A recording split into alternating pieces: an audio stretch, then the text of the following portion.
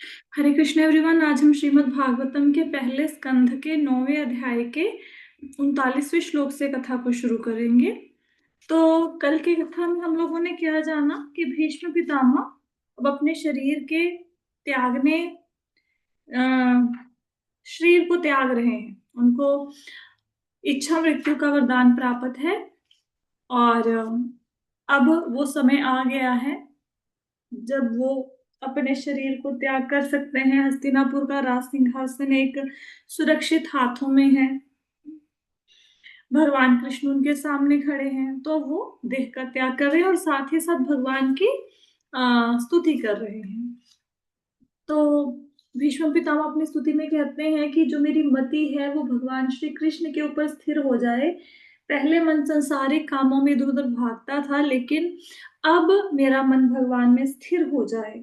और वो कहते हैं कि भगवान भक्तों को लीलाएं दिखाने के लिए कई बार दिव्य जगत में अवतरित हो, दिव्य धाम से इस भौतिक जगत में अवतरित होते हैं।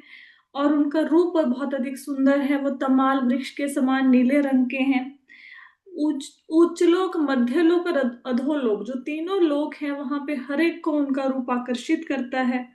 उनके चमचमाते पीताम्बर को याद कर रहे हैं। भगवान के मुख पर वो चंदन की जो चित्रावली बनी हुई है उनको याद कर रहे हैं और कह रहे हैं कि भगवान जब महाभारत के युद्ध में अर्जुन का रथ चला रहे थे तो उनके घोड़े की टापों से जो धूल उड़ रही थी उनसे उनके बालों के अंदर आ, उनके बालों में धूल लग गई, धूसरित हो गए उनके बाल। और उनके मुखमंडल पर, भगवान के मुखमंडल पर पसीने की बूंदें थी। और भीष्म पितामह ने उनको घायल कर दिया था, उनको बहुत घाव दिए थे तीखे बाणों से। उस रूप का आस्वादन कर रहे हैं।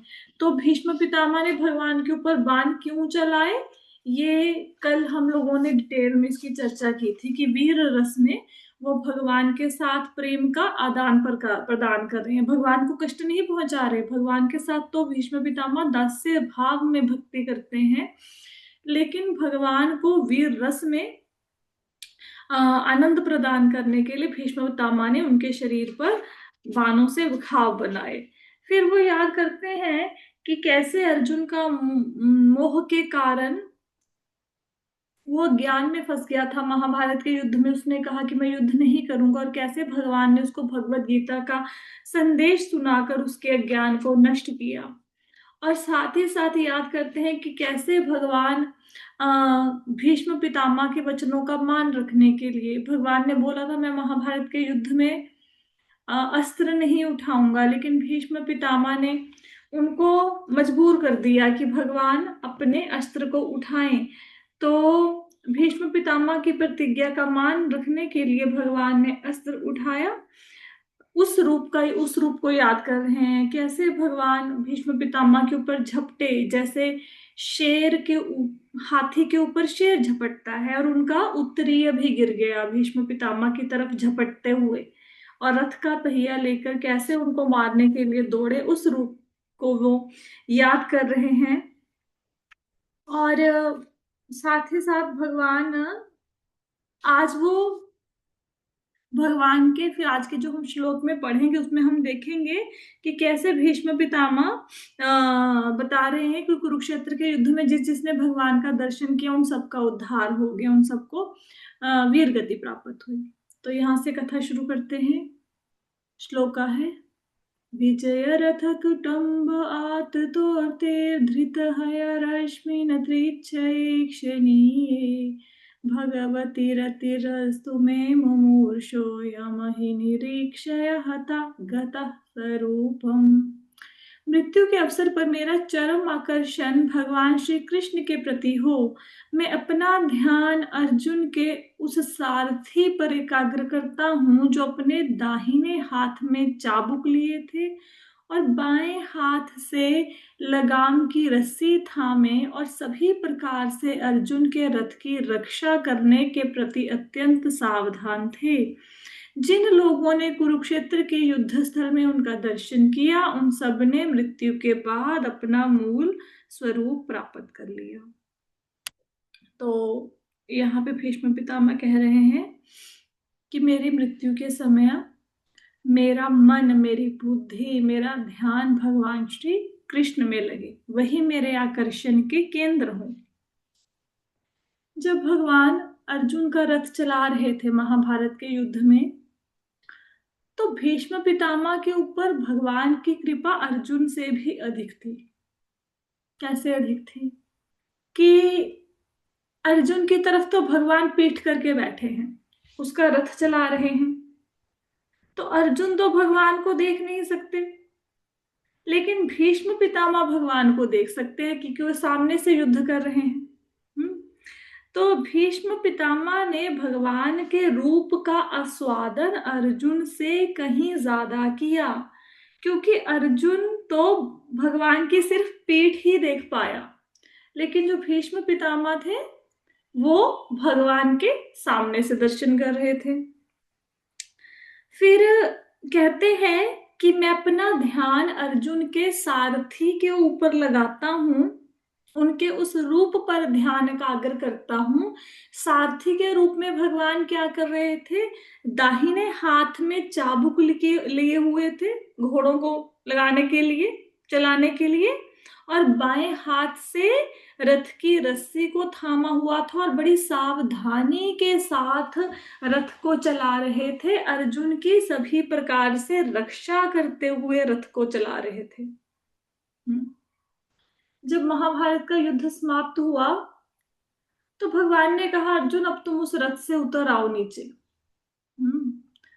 तो अर्जुन जैसे ही रथ से नीचे उतरे तो वो रथ जैसे विस्फोट होता है ना, ऐसे विस्फोट हुआ और वो रथ समाप्त हो गया। तो अर्जुन एकदम से हैरान रह गए कि भाई ऐसा इस रथ को क्या हुआ, मैं यहां से नीचे उतरा हूं और रथ ही समाप्त हो गया। तो भगवान ने बताया कि अर्जुन, ये जो तुम्हारा रथ है इसके ऊपर बहुत सारे योद्धाओं ने बहुत शक्तिशाली अस्त्रों का प्रहार किया था, वो तो तुम्हारे रथ के ऊपर मैं बैठा था, अर्जुन के रथ के ऊपर हनुमान जी विराजमान थे, तो उनके कारण अर्जुन को उन अस्त्रों का प्रभाव नहीं पड़ा। और जैसे ही भगवान रथ से नीचे आए तो साथ के साथ ही अर्जुन नीचे आए, वो रथ समाप्त हो गया। तो भगवान अपने कर्तव्य का पालन बड़ी सावधानी से करते हैं, बड़ी सावधानी से। ऐसा नहीं कि मुझे रथ चलाने का काम दे दिया तो ये तो बड़ा निम्न कोटि का काम है, जैसे भी चला लेंगे। भगवान बड़ी सावधानी से अर्जुन की रक्षा कर रहे थे। एक बार कर्ण ने अर्जुन के ऊपर बाण चलाया। तो भगवान ने क्या किया, वो अर्जुन, जो वो कर्ण का बाण था वो अर्जुन का सिर ही उड़ा डालता, उसका मस्तक उड़ा डालता। तो भगवान ने क्या किया, भगवान ने जोर से पैर को मारकर रथ को 2-3 इंच नीचे कर दिया, भूमि के नीचे कर दिया। अर्जुन को लगा ये कैसे रथ चला रहे हो, ये आप कैसे कर रहे हो कि रथ को भूमि के नीचे ही दबा दिया आपने, भूमि में धसा दिया। तो भगवान कहते कि अगर मैं रथ को नीचे ना करता, ये जो बाण आया था ना, इससे तुम्हारा सिर कट जाना था। तो भगवान बहुत सावधानी से अपने कर्तव्य का पालन कर रहे हैं, जो अर्जुन का रथ चला रहे हैं, उस रूप के दर्शन कर रहे हैं। और कुरुक्षेत्र के युद्ध स्थल में जितने लोगों ने प्राणों को त्यागा, सबको उनका मूल स्वरूप प्राप्त हो गया, सबको मुक्ति प्राप्त हो गई। सब जन्म मृत्यु के चक्कर से आजाद हो गए। क्यों? क्योंकि सामने भगवान खड़े थे, जो हमें तो भगवान हमारे तो ध्यान में भी नहीं आते, उनके तो साक्षात सामने भगवान खड़े थे जब उन्होंने महाभारत के युद्ध में प्राण त्यागे योद्धाओं ने। तो इसलिए सबको अपना मूल स्वरूप प्राप्त हुआ। ठीक है, तो उस रूप को, भगवान के रूप को याद कर रहे हैं भीष्म पितामह। फिर कहते हैं, ललित गति विलास वल्गुहास प्रणय निरीक्षिण कल्पितोरुमानः कृतमनुकृतवते उन्मधान्धः प्रकृति मगन किल यस्य गोपवध्वः। कहते मेरा मन भगवान श्री कृष्ण में एकाग्र हो, जिनकी चाल तथा प्रेम भरी मुस्कान ने ब्रजधाम की रमणियों गोपियों को आकृष्ट कर लिया। रासलीला से भगवान के अंतर ध्यान हो जाने पर गोपिकाओं ने श्री भगवान की लाक्षणिक गतियों का अनुकरण किया। इसका मतलब क्या है? श्लोका के भीष्म पितामह इस समय, मैंने पहले भी आपको बताया कि जब भगवान को उनके भक्तों के साथ याद किया जाता है तो उनको बहुत अच्छा लगता है।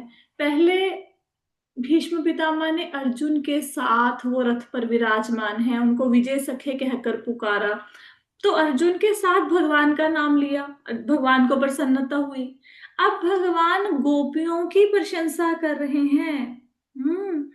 वो कह रहे हैं कि मेरा मन उन भगवान कृष्ण में लगे जिन्होंने वृंदावन की गोपियों के मन को चुरा लिया अपनी चाल के द्वारा, अपनी मुस्कान के द्वारा।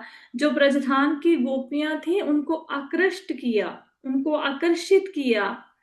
और भगवान एक बार महाराज कर रहे थे गोपियों के साथ, तो गोपियों को लगा कि देखो हमारा कितना बड़ा सौभाग्य है कि भगवान जो पूरी सृष्टि के रचयिता हैं वो हमारे साथ नृत्य कर रहे हैं। तो उनके ऐसे थोड़ा सा अहंकार का भाव आ गया, तो भगवान रास नृत्य से अंतर्ध्यान हो गए। तो उस समय गोपियों ने क्या किया, गोपियों ने भगवान की जो लीलाएं थी उनका अनुकरण करना शुरू कर दिया। जैसे एक गोपी ने अघसुर के जैसे मुख को खोल लिया, दूसरी उसके मुख में प्रवेश करने की कोशिश करने लगी। एक गोपी को ने पूतना राक्षसी बन गई, दूसरी गोपी उसको मारने की चेष्टा करने लगी बालक बन के। तो गोपियों ने भगवान की लीलाओं का अनुकरण करना शुरू कर दिया। कई बार होता है ना, किसी से बहुत प्रेम है तो व्यक्ति उसके जैसा ही आचरण करना शुरू कर देता है। तो गोपियों ने जो भगवान की लाक्षणिक गतियों का, मतलब उनकी जो लीलाओं का अनुकरण किया, उनको याद कर रहे हैं भीष्म पितामह। तो भगवान ने अर्जुन की सारथी का पद स्वीकार किया, उनको अपने भाई के समान प्रेम करते थे। साख्य भाव में अर्जुन भगवान से प्रेम का आदान प्रदान करते थे। लेकिन फिर भी भगवान श्री कृष्ण ने अर्जुन को अपने समान शक्ति प्रदान नहीं की। लेकिन जो गोपियां थी उन भगवान ने उनको अपने बराबर का स्तर दिया। वो भगवान के साथ एकत्व के भाव में थी। तो भीष्म देव अपनी अंतिम अवस्था में गोपियों से भी प्रार्थना कर रहे हैं कि गोपियां उनके ऊपर कृपा करें, जिससे वो भगवान के रूप के प्रति आकर्षित हो सकें। पहले अर्जुन से प्रार्थना कर रहे थे, अब गोपियों से प्रार्थना कर रहे हैं। तो भगवान अपने शुद्ध भक्तों की प्रशंसा सुनकर बहुत प्रसन्न होते हैं। इसलिए भीष्म पितामह ने सिर्फ अर्जुन के कार्यों की प्रशंसा ही नहीं करी, सिर्फ गोपियों का भी स्मरण किया, जिन्होंने भगवान की सेवा करने के कारण भगवान के बराबर का अधिकार प्राप्त किया। आगे चलते हैं। मुनिगण नृपवर असंकुलेन्ते सदसि युधिष्ठिर राजसूयेषाम् अर्हनमुपपेद ईक्षणीयो मम दृष्टिगोचर एष आविरात्मा। महाराज युधिष्ठिर द्वारा संपन्न राजसूय यज्ञ में विश्व के सारे महापुरुषों, राजाओं तथा विद्वानों की एक महान सभा हुई। उस सभा में सबों ने श्री कृष्ण की पूजा परम पूज्य भगवान के रूप में की थी। यह सब मेरी आंखों के सामने हुआ। मैंने इस घटना को याद रखा, जिससे मेरा मन भगवान में लगा रहे। तो महाराज युधिष्ठिर ने राजसूय यज्ञ किया। राजसूय यज्ञ वो करता था जिसकी अधीनता को सब सारे संसार के राजा मानते थे। अगर कोई राजसूय यज्ञ में युधिष्ठिर महाराज की को राजा नहीं मानता था तो उस राजा को युद्ध करके अपनी श्रेष्ठता को साबित करना पड़ता था कि मैं तुमसे अच्छा राजा हूं, या फिर उस राजा के अंडर रहना उसको स्वीकार करना पड़ता था। तो महाराज युधिष्ठिर ने जैसे अश्वमेध यज्ञ में होता है ना कि घोड़े भेजते हैं, तो जो घोड़े को पकड़ेगा वो युद्ध करेगा, या हराएगा राजा को जो अश्वमेध यज्ञ कर रहा है, या फिर वो हारेगा और फिर अपनी अधीनता स्वीकार करेगा। तो महाराज युधिष्ठिर ने राजसूय यज्ञ किया, तो उस राजसूय यज्ञ में सारे विश्व के राजाओं को इनविटेशन दिया। ये जो यज्ञ होते थे इसमें अरबों खरबों रुपए लगते थे, ये किसी के साधारण मनुष्य के करने की बात नहीं थी ऐसे यज्ञ। अब आजकल के समय में प्रभुपाद जी लिखते हैं कि ऐसे यज्ञ हो ही नहीं सकते। तो जब सारे के सारे राजा महाराज युधिष्ठिर की राजधानी में इकट्ठे हुए, तो पहले ये वहां पे प्रश्न हुआ कि सबसे पहले अग्र पूजा किसकी की जाए, मतलब सबसे पहली पूजा किसकी की जाए। तो वहां पर सबसे पहले जो पूजा की गई वो भगवान श्री कृष्ण की गई। और वो भगवान श्री कृष्ण उस समय इतने सुंदर लग रहे थे उस सभा में बैठे हुए कि हर कोई व्यक्ति भगवान श्री कृष्ण को देखना चाह रहा था, उनको प्रणाम करना चाह रहा था। उस रूप को भीष्म पितामह याद कर रहे हैं कि उसी रूप में भगवान आज मेरे सामने उपस्थित हैं।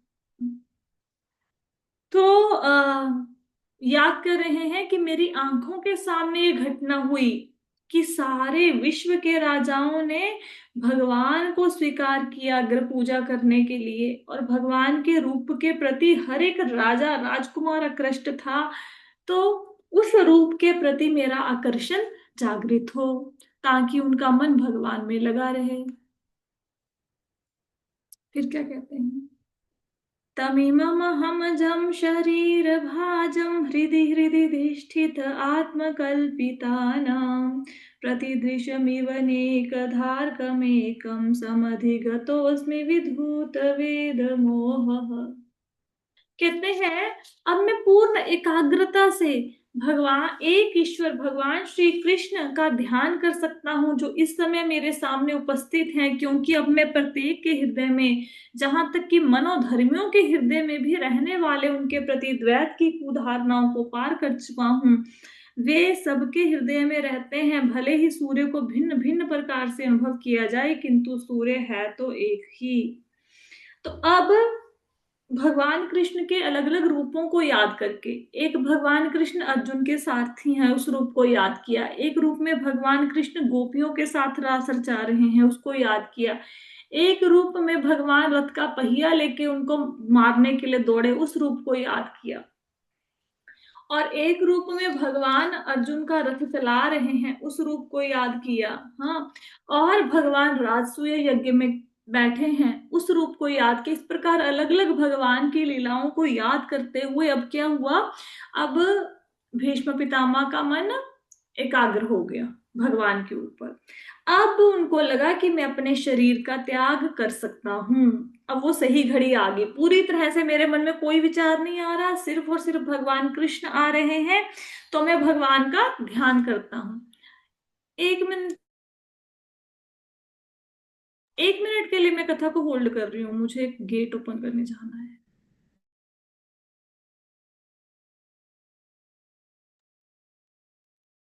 राइट, तो भगवान श्री कृष्ण के अलग अलग रूपों का स्मरण करते हुए भीष्म पितामह ने अपना मन भगवान पर एकाग्र कर लिया, और कह रहे हैं कि भगवान कैसे परमात्मा रूप में सबके हृदय में विद्यमान है।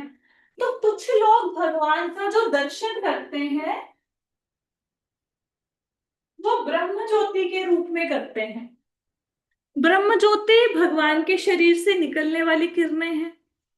कुछ लोग भगवान को परमात्मा के रूप में भगवान का ध्यान करते हैं, और कुछ लोग समझते हैं कि जो ब्रह्म ज्योति है, जो परमात्मा है, ये भगवान कृष्ण से अलग अलग हैं, ये सारे एक नहीं है। ब्रह्म ज्योति अलग है, परमात्मा अलग है, और भगवान श्री कृष्ण अलग है।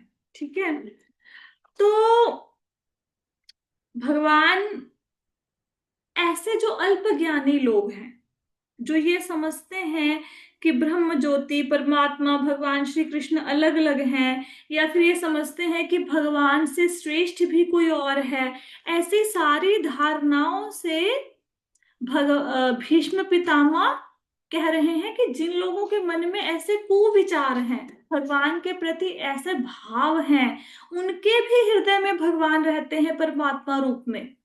ठीक है, लोग अलग अलग प्रकार से भगवान के विषय में सोचते हैं जो कि सत्य नहीं है, उनके भी हृदय में भगवान रहते हैं। जैसे बहुत सारे लोग हैं जो गलत काम करते हैं, बुरी आदतों में पड़ते हैं, लेकिन उनके अंदर भी तो भगवान श्री कृष्ण बैठे हैं ना परमात्मा के रूप में, तो वो सबके हृदय में रहते हैं। चाहे कोई व्यक्ति अच्छा है या बुरा है, मन से भगवान का चिंतन करता है नहीं करता है, भगवान के अलग अलग रूपों को एक समझता है, अलग अलग समझता है। जैसे सूर्य है, कोई व्यक्ति कहता है सूर्य अलग है, उसकी रोशनी अलग है, लेकिन सूर्य की अपनी रोशनी से अलग है नहीं। क्या सूर्य और सूर्य की किरणों को अलग किया जा सकता है? नहीं। तो एग्जाम्पल देते हुए कह रहे हैं कि जैसे सूर्य में, सूर्य की किरणों में कोई भेदभाव नहीं है, इसी प्रकार भगवान जो है, किस कोई उसको ब्रह्म ज्योति के रूप में स्वीकार करता है, कोई परमात्मा के रूप में। लेकिन जो भगवान है, जैसे ब्रह्म ज्योति के रूप में अगर किसी ने भगवान को देखा कि भगवान तो सृष्टि के कण कण में है, इसका अर्थ है कि उसने पूरी तरह से भगवान को नहीं जाना। अगर किसी ने परमात्मा रूप में भगवान की भक्ति करी, तो फिर उसने भी परमात्मा को आंशिक रूप से ही जाना, पार्शियली जाना। लेकिन भगवान के साथ रियल में प्रेम का आदान प्रदान तब होता है जब भगवान को एक साकार व्यक्ति समझते हुए, परम पुरुष समझते हुए उनके साथ हम प्रेम करते हैं, सेवा करते हैं। तो भीष्म पितामह को लग रहा है कि मेरा मन भगवान के ऊपर पूरी तरह से एकाग्र हो गया है। अब भीष्म पितामह क्या कर रहे हैं? अपने शरीर का त्याग कर देंगे। ये उनकी स्तुति का लास्ट श्लोका था। अब भीष्म पितामह अपने शरीर का त्याग करेंगे। क्या कह रहे हैं सूत गोस्वामी?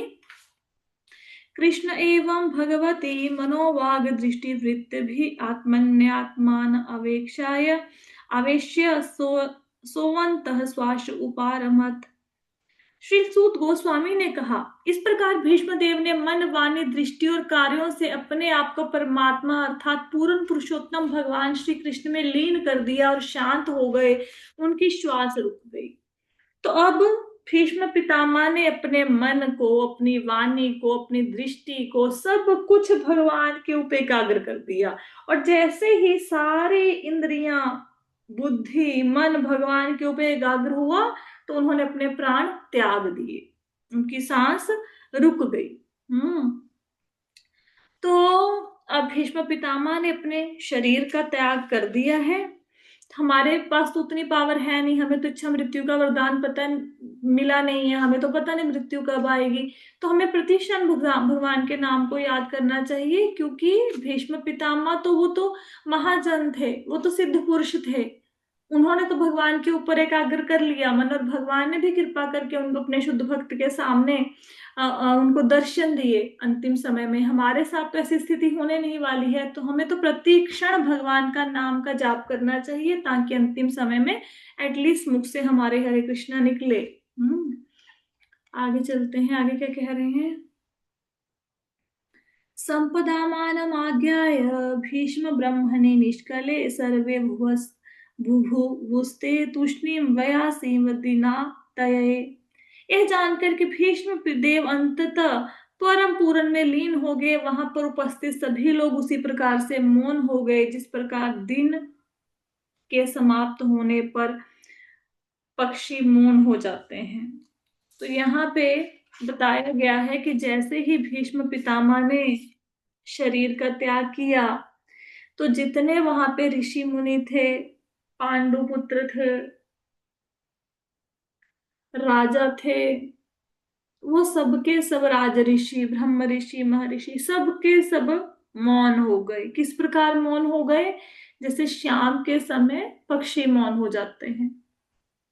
अब चिड़ियां हैं, तोते हैं, पंछी हैं, सुबह के समय आपको अपनी आवाज से जगाते हैं, लेकिन क्या रात को देखा है कभी इन पंछियों को चहचहाते हुए? उनको पता है कि ये इनके विश्राम का समय है। हम लोग तो पक्षियों से भी ज्यादा निकम्मे हैं। देखो पक्षियों के क्या है, एक सोने का समय है, उठने का समय है। वो सुबह उठ जाएंगे, भोजन की तलाश में निकलेंगे और रात्रि होने पर अपने समय पे विश्राम करेंगे।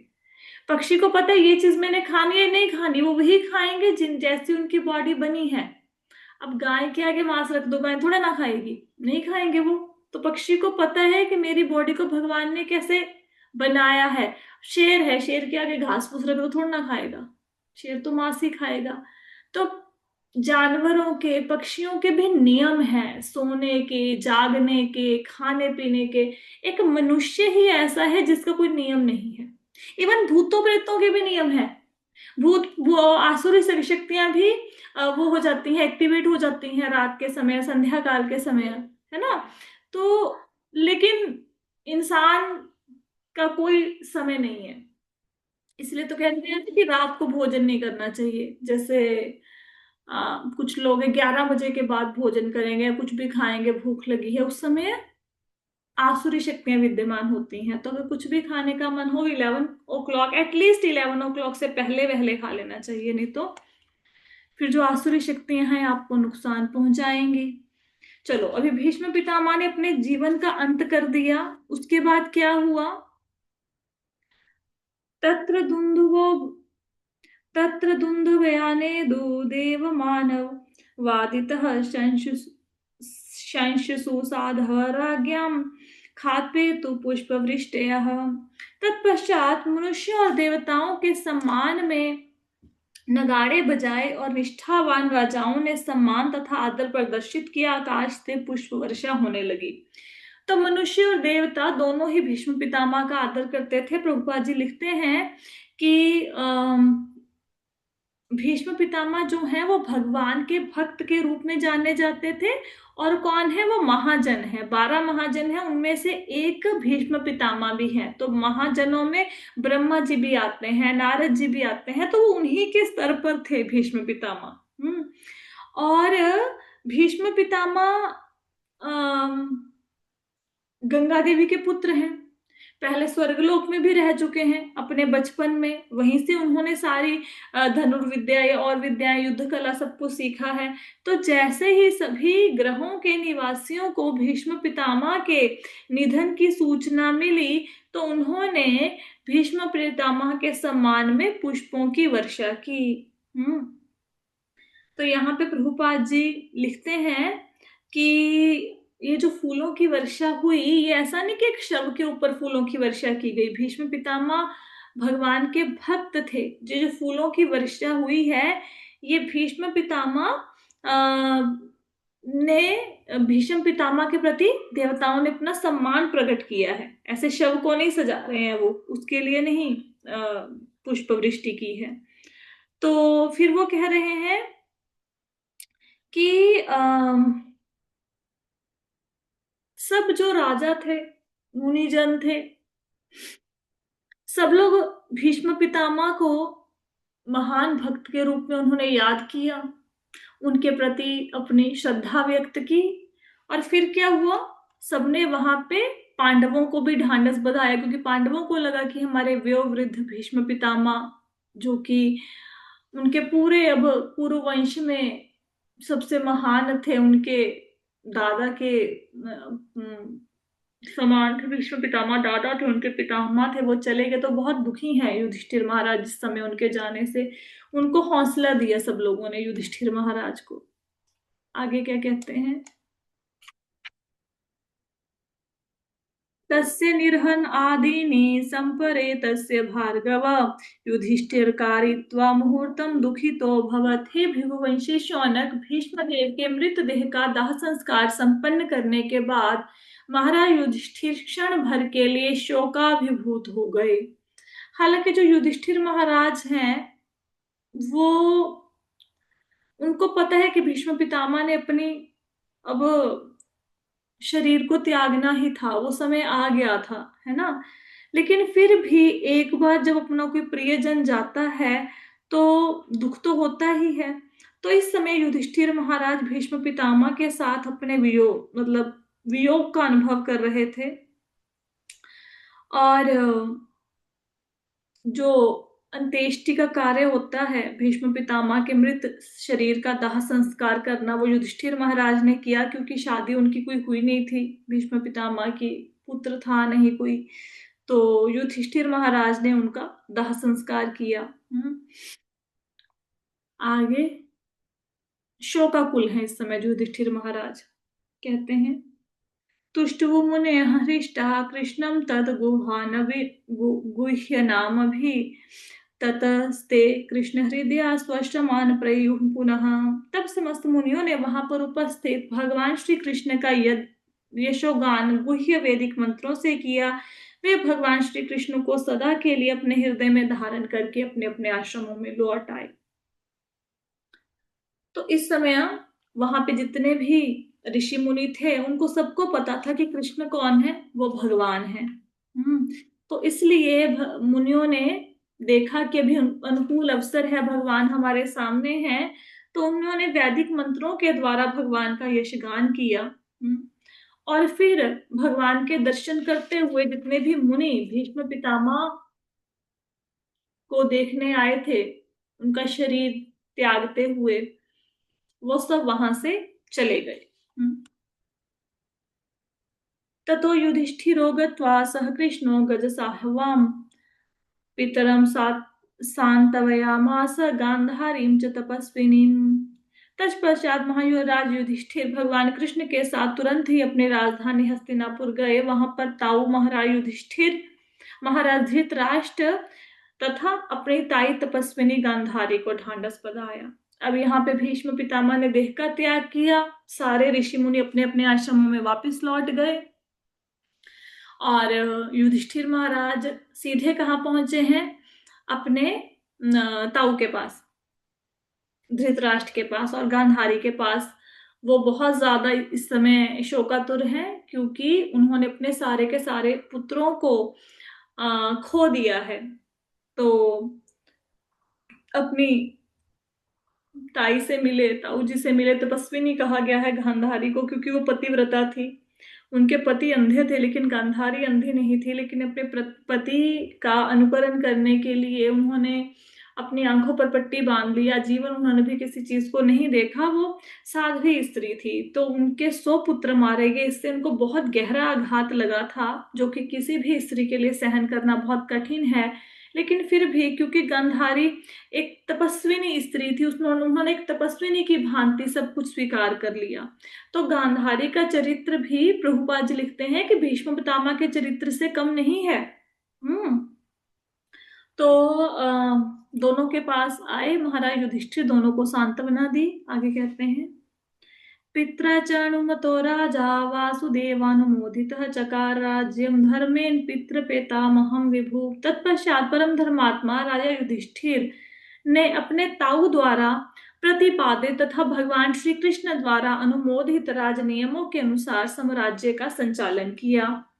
अब जो युधिष्ठिर महाराज थे उन्होंने राज्य चलाया कैसा, जैसा उन्हें भीष्म पितामह सिखा के गए थे धर्म के सिद्धांतों को, जैसा कि भगवान कृष्ण ने उनको बताया, जैसे कि शास्त्रों में लिखा है। तो उन्होंने अपनी मन मर्जी से राज्य नहीं चलाया। उन्होंने शास्त्रों के नियमों का पालन करते हुए और साथ ही साथ भले ही उनके जो ताया जी थे धृतराष्ट्र, उन्होंने उनके साथ कितना भी बुरा व्यवहार किया था, लेकिन उनकी सहमति के साथ, क्योंकि उनको राजनीति की नॉलेज थी, है ना, उन्होंने इतने साल राज्य चलाया था, तो उनकी सहमति के साथ उनके अनुभव जैसे राजनीति में रहे थे उनके अनुसार उन्होंने राजा चलाया। और साथ ही साथ भगवान कृष्ण भी उनका मार्गदर्शन कर रहे थे। तो इस प्रकार युधिष्ठिर महाराज ने कोई राजभोग की लालसा से राज्य नहीं संभाला, जनता के कल्याण के लिए बिना किसी स्वार्थ के अच्छे राजा की तरह उन्होंने शासन किया। इस प्रकार श्रीमद् भागवतम के प्रथम स्कंद के अंतर्गत भगवान श्री कृष्ण की उपस्थिति में भीष्म देव का देह त्याग नामक 9वें अध्याय के भक्ति वेदांत तात्पर्य पूर्ण हुए। तो इसके साथ ही हमारा 9वां अध्याय आज यहाँ पे समाप्त होता है। कल क्या दिन है, शनिवार है। कल हम लोग सारे चैप्टर को रिवाइज कर लेंगे जो हमने पढ़ा है, और फिर मंडे से 10वें चैप्टर को स्टार्ट करेंगे। आज की कथा में कोई प्रश्न है तो पूछ सकते हैं। प्रश्न है? नहीं है। ठीक है, तो आज की कथा को यहीं हरे पे। कृष्ण माता जी। हरे कृष्ण। माता जी क्लास इसी टाइम हुआ करेगी?